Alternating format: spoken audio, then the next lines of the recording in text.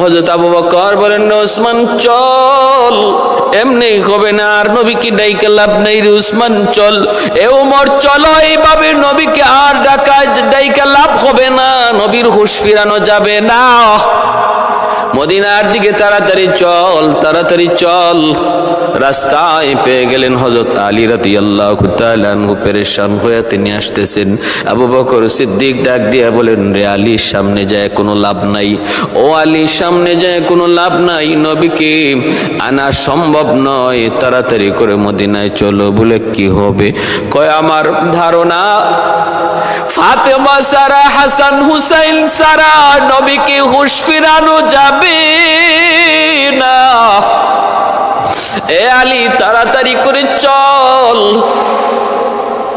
ফাতেমা সারা আর হাসান হুসাইন সারা আল্লাহর নবীর হুঁশ ফিরানো যাবে না।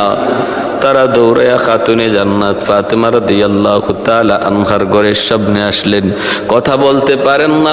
এইদিকে মা ফাতেমা, তিনি তো কান্নায় 3 দিন হয়ে যায়, কোনো খানা নাই, পানি নাই, শুধু আব্বা আব্বা কয়ে কাঁদতে কাঁদতে অস্থির। হাসান হুসাইন নানা নানা কয়ে কাঁদতে কাঁদতে অস্থির।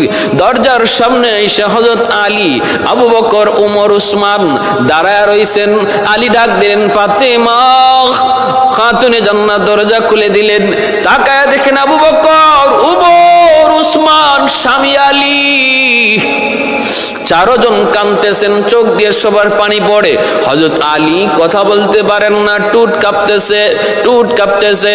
ওই অবস্থায় খাতুনে জান্নাত ডাক দিয়ে বলেন, বুঝেছি গো। আবু বকর কান্দে, ওমর